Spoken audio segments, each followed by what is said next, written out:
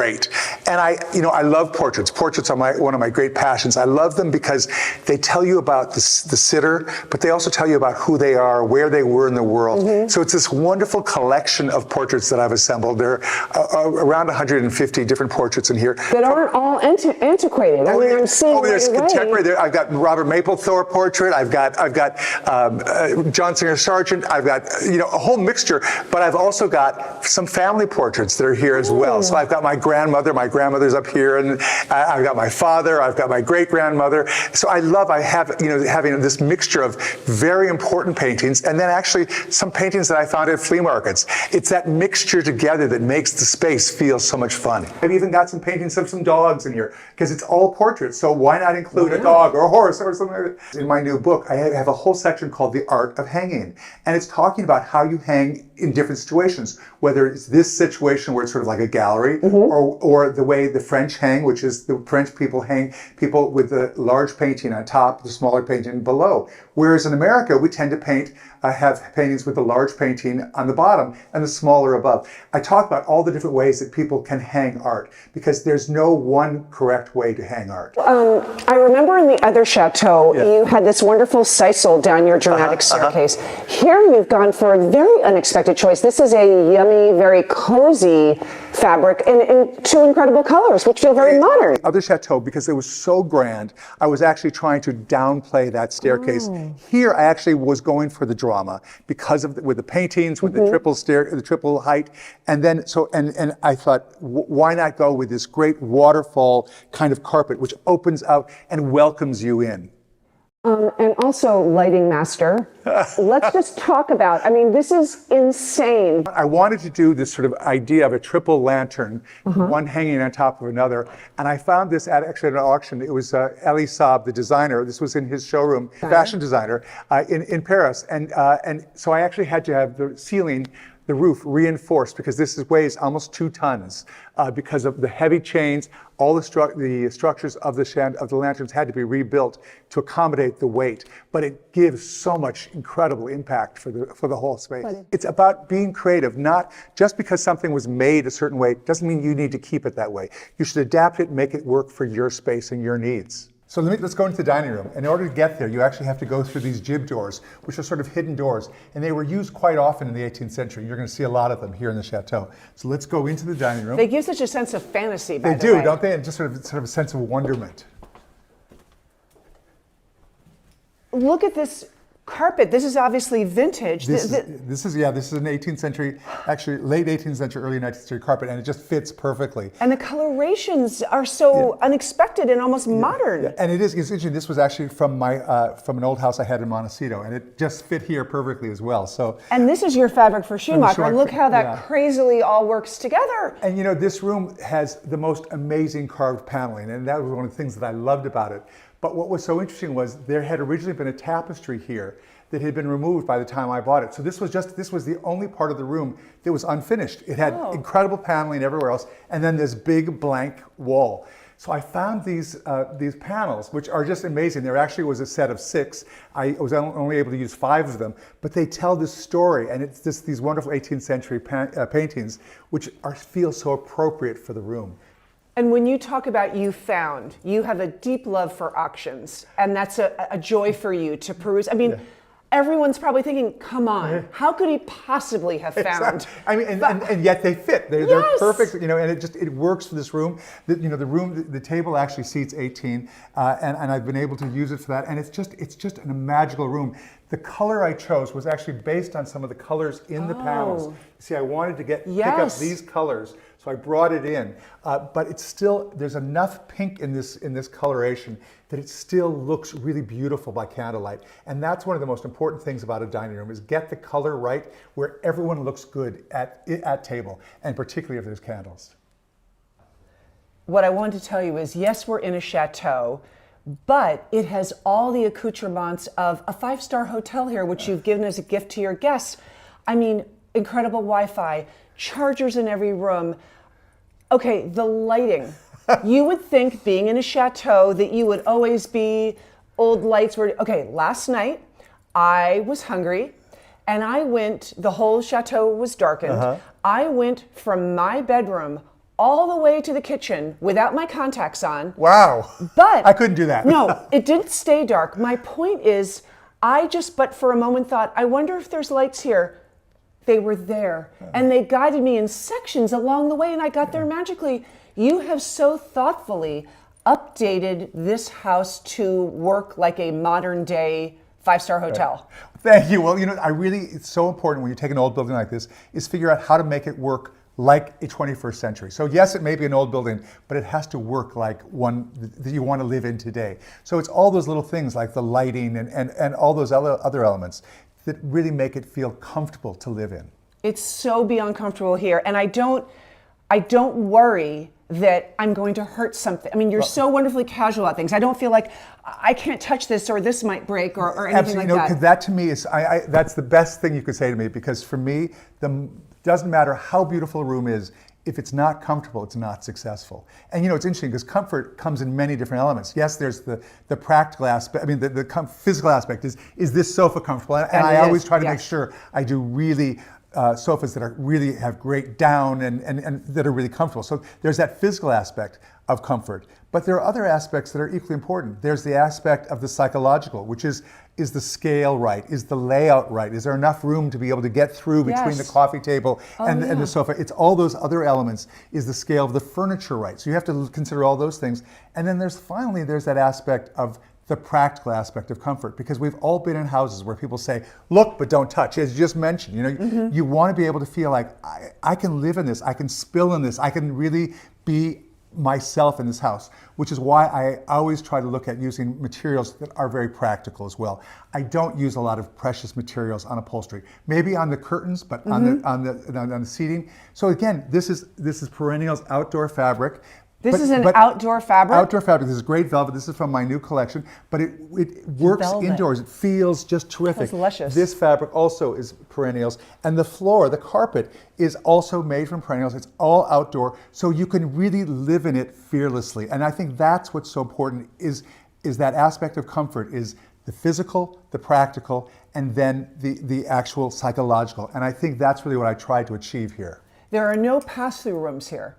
There are no rooms where you're like, oh, I'm just going to go past that room because that's, a formal, scary room, and I'm going to go back to the kitchen. Yeah, I want every space to be one that you really want to live in. I'm just having the most delicious time, just enjoying every room, reading, hanging out, and the way I actually, when we were at your other chateau, when we did the video, when we were there for the weekend, it felt not like I was in a chateau, but that I was just in a home. There's a sense of just peacefulness. Well, what's interesting is this room actually is a perfect example of symmetry in action, giving you that sense of peacefulness. Research has shown that a space that's symmetrical actually makes you feel more comfortable because you're not having to try to figure it out. Your mind already walks in and says, oh, got it. There's a door on the right. There's a door on the left. So symmetry actually creates a sense of unconscious comfort. And you can see here, I actually continued to support that. So we had the wonderful doors and the over doors. So I continued it on by the pair of obelisks, the pair of lamps, the pair of sofas. It may seem like it's boring because it's all so matched. You can mix it up by making some other elements. It's not boring in here. Asymmetrical, but the basic structure is one of symmetry, and symmetry creates comfort on the most basic unconscious level. One of the things I remember so vividly is all the different colors that each of these rooms all were. Was this like a green, It was a sort of a pale minty green before, yes. So you had an enormous task, which I know for you was fun, is what color are each of these rooms going to become? This almost looks like it could have been this color originally. And so what did you do? I have to tell you, this was the most complicated room to get right. I wanted to get that famous yellow from the Nancy Lancaster's yellow. Of course, the butter. So I actually went to Colfax and Fowler. I took my Benjamin Moore little paint reader to determine exactly what was the exact gradation of that yellow. I came here without even any question and just painted the entire room that yellow. What the reader of the Benjamin Moore. The Benjamin Moore reader. And it was the accurate reading. By the way, I'm obsessed with that Benjamin Moore app. I use it all the time. Oh, isn't it the best? Yes, it'll tell you I take any it everywhere color. because it matches any fabric, anything. Yes. It's like a lifesaver. So it did it? But it matched it exactly. And it looks great in London. I got here and it looked like it was fluorescent yellow because I should know better. The yellow, the sunlight in London is so different from here. It's much grayer. It's got all the buildings. Here we're out in the French countryside. You've got all the light-colored gravel right outside, all the gardens around. That yellow, which is perfect in London, was electric here. And I was like, oh my gosh, I got it so wrong. So I picked another yellow and I painted the whole room that yellow. And it was too pale. I'd gone too far the other way. I was like, oh my gosh, I'm a designer. I should know better than, you know. And were you literally doing the entire room each time? The entire room. So that finally, on the third time, I said, I'm not doing that again. So I actually took different sections. I took 3 different yellows and I painted them on different parts of the wall all together to be able to determine what was the right yellow. And I feel like I finally really got it because it's this bright yellow, which feels like sunshine in the daytime. This room gets so much lighter anyway because it's got the northern and southern exposure and all these windows, but it feels even better at night. And that's what I think is so important, is to have a drawing room like this, a living room, to feel good both day and night. And please, everybody, take comfort in that one of the best designers in the world for himself makes mistakes. Absolutely. It doesn't fail you. You just sort of picked yourself up and you tried again and again, and that's okay because you arrived at the perfect yellow. Exactly. And it's interesting, the people at Benjamin Moore, I actually called them up and said, you've got to help me on this and they said, the people said that yellow is actually one of the most difficult colors to get right because it can either go too green or too orange. So you have to look at yellow in the space and see how it's going to read in that particular space. And you got it right. Thank you. You so got it right. I love the way you tucked in a little bar there. This is like the perfect room to have a drink in. And these mirrored panels. Well, it's so interesting. When I bought the Château, this was all a fully upholstered room. And as I started taking off it was a yellow upholstered room. I started taking off the fabric. I discovered, because I was going to reupholster it with the same green that's on the sofa, and I discovered that actually originally it had antique mirror here. So I actually had decided, let me change my whole concept. And I think that's one of the important things as a designer. When you're doing a renovation, you actually have to be flexible. You have to be able to change as you start discovering things and start realizing that the house is telling you how to do something. So I actually had these wonderful antique mirrors made.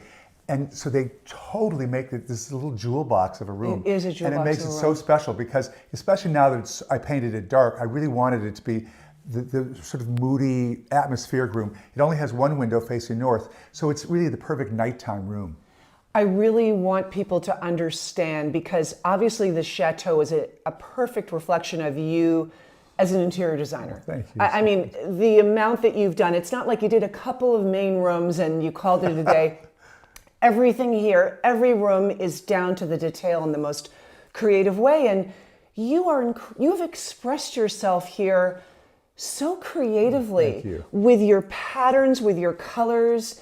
You were really fearless. Well, I think that, thank you. That's so sweet of you to say that. And I think that it's so important to be able to mix, to be able to take different fabrics, different patterns, different materials, mixing them together. It actually makes that space feel more interesting. So I chose to do a hide rug here. This is that you designed, by the way. I did design for Kyle Bunting. But what's interesting is that it was inspired by a pattern from the Empire period. This room was actually installed in the Empire period, so it's full of this Empire motif. You're so thoughtful. You always, even if something looks fairly unexpected and modern, which this does, whenever I ask you about things, there's always a historical reference that fuels your inspiration. But that's so interesting. It's because design is always taking back from a previous time. There's no new concept. It always just gets reinterpreted and represented. And so that's why I love this rug, because it really represents to me the old and yet the new as well, both in terms of design, but also in terms of a new use of materials.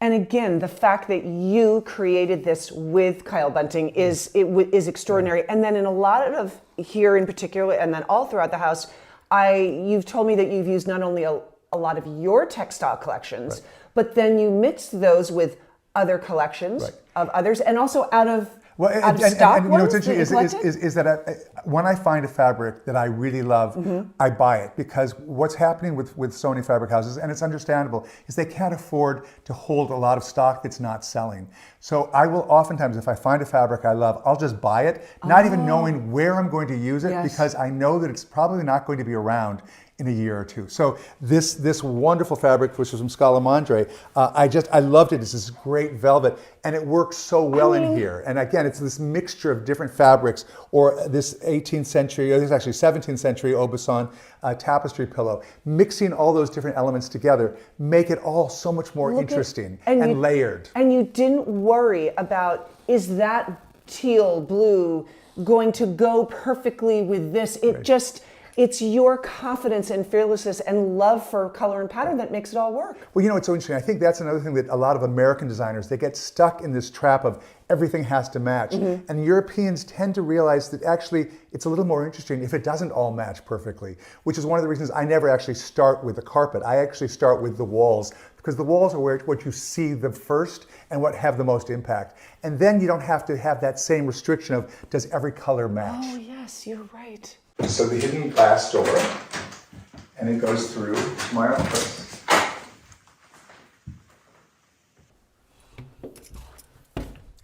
And so this is my study. And I just love the feeling of this room. It's just incredible, with bathed in light, with windows everywhere. And it, again, faces both north and east, so it's got a lot of light. I wanted it to feel sort of architectural, which is why it's filled with these drawings of architectural buildings. And then we come in here, and this space is just so magical because it's this incredible octagonal space. All of this carving is all carved out of wood. So it's really beautiful. This room was actually added around 1800. So it's got sort of that Napoleonic Empire feeling.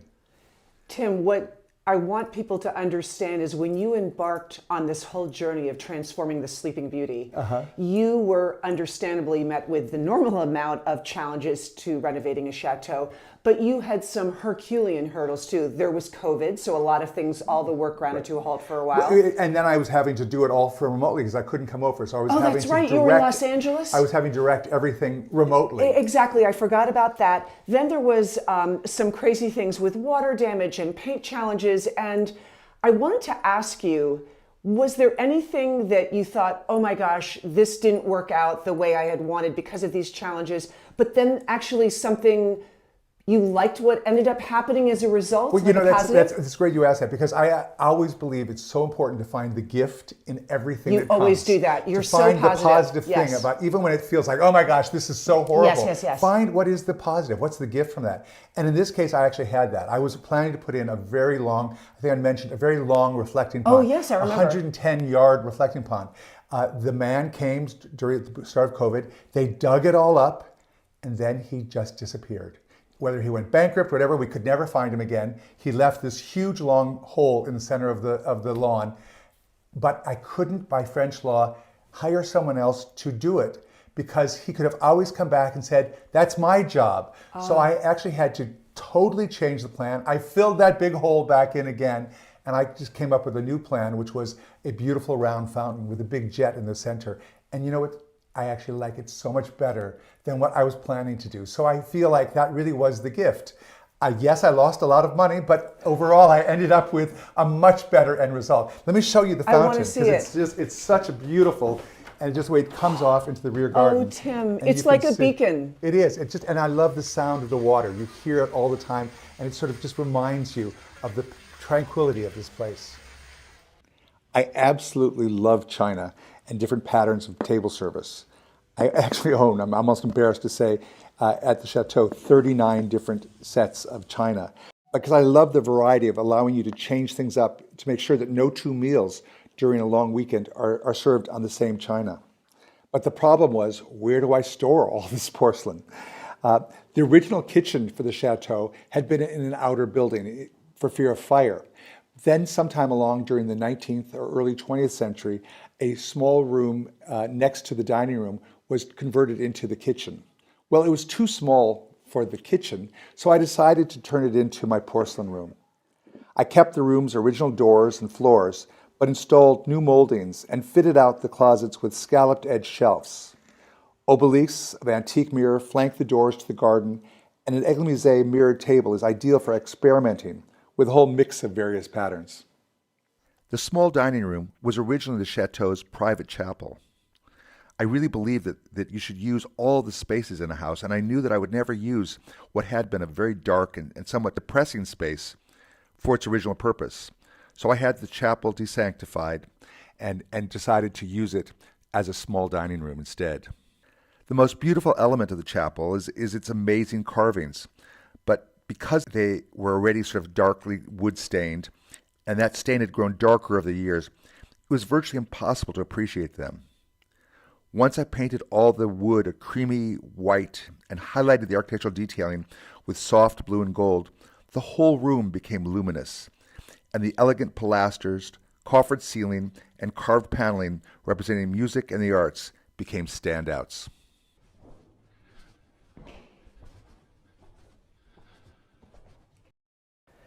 So I got the honor of staying. We all got to choose where we got to stay, and I picked this delicious bedroom. And I'm so blown away. There's 14 bedrooms and bathrooms. Right.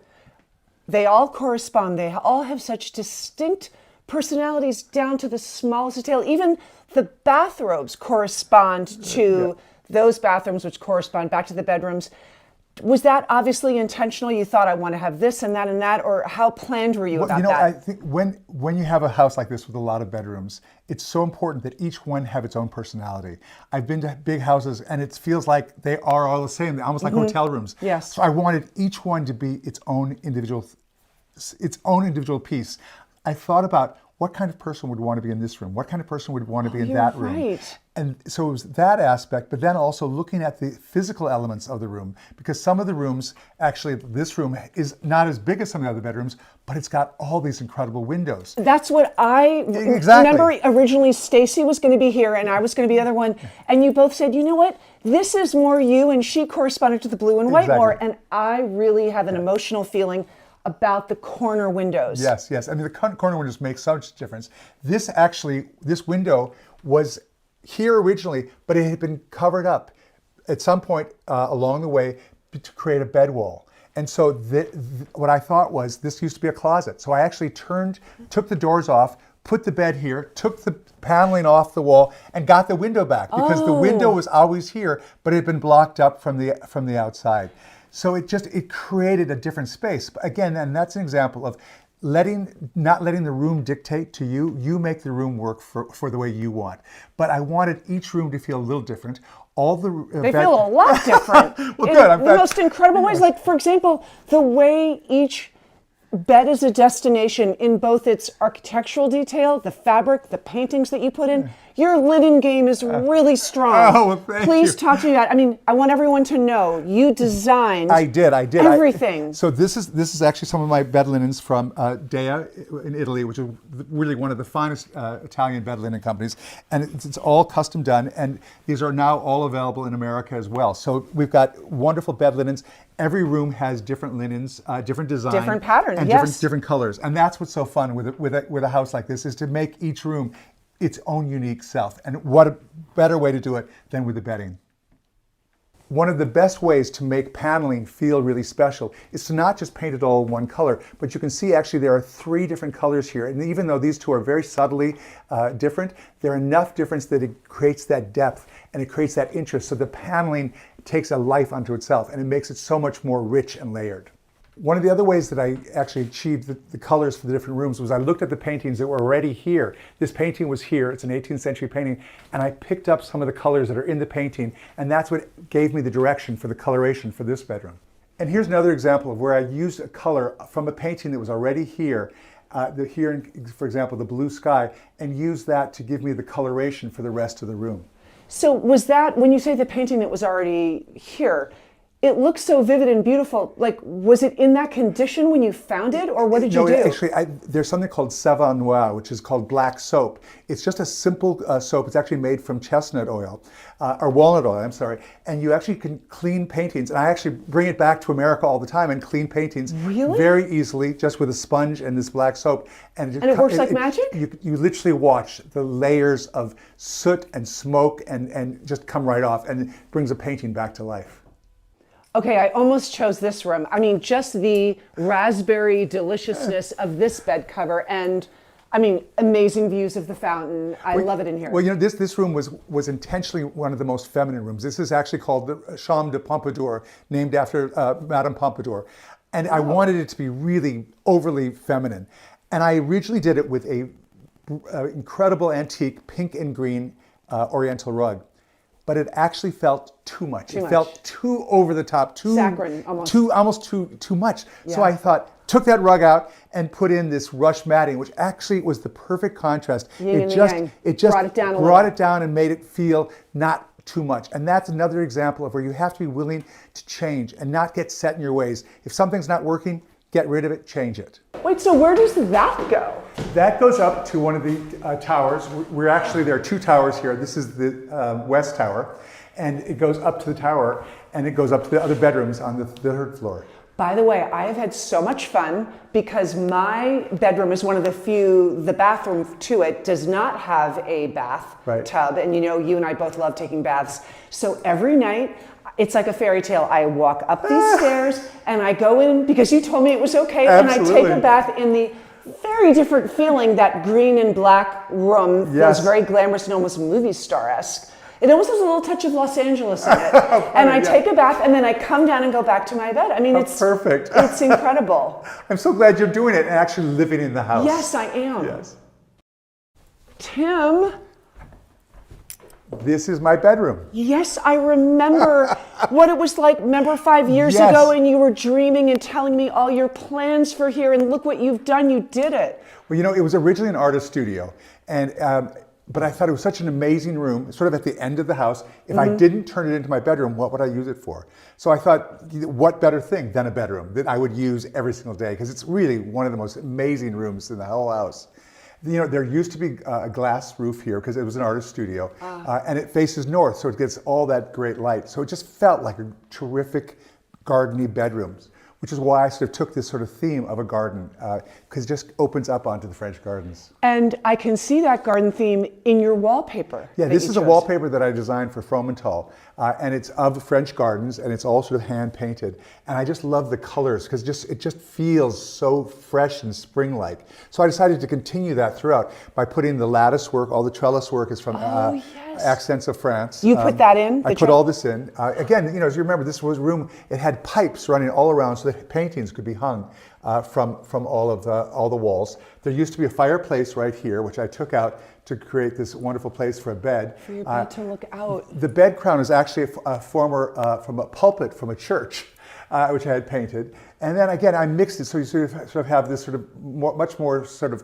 contemporary Rodin watercolor mixed in with all this very sort of 18th century French feeling. And could we talk about the curtains in here and your windows? And the curtains are fun because I actually took some of the motifs of the wallpaper and actually had it applicate onto the edges of the curtains. So you get that same motif, and they're the exact same colors.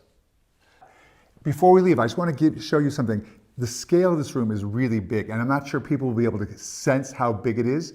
This chandelier is 6 feet tall, so you can sort of see how actually the volume of this room is enormous. It's taller than me. I'm taller than 5'10". you, yeah, That's crazy, and you can't tell that. And yet it still feels, this intimate. room still feels intimate. Totally. And I also just want to show you again, these wonderful, this is the family crest, the 3 birds. And each bird represents 1 century of service to the king. So this is the family crest who lived here all these years. And you can see that, so there's 3 centuries of service to the king.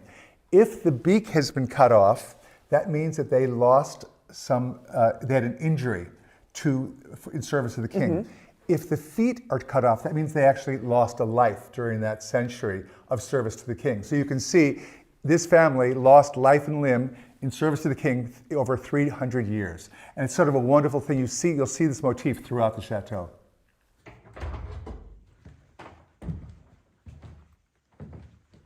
So this is the master bath, which used to be the stables. So you can see the Parquet de Versailles, and it really, you have no sense that this used to be the stables. And then look at these doors and this wonderful view out to the outside and the gardens beyond.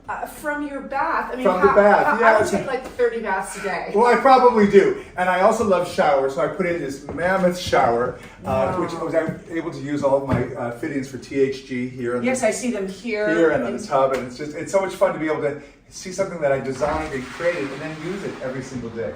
I absolutely love taking baths, so I found a nice, deep, tall, long tub that I can sit in for hours, and I put the sculpture of the stag directly on access with the tub, so I can really have that joyful look of looking out at the gardens while I take a bath.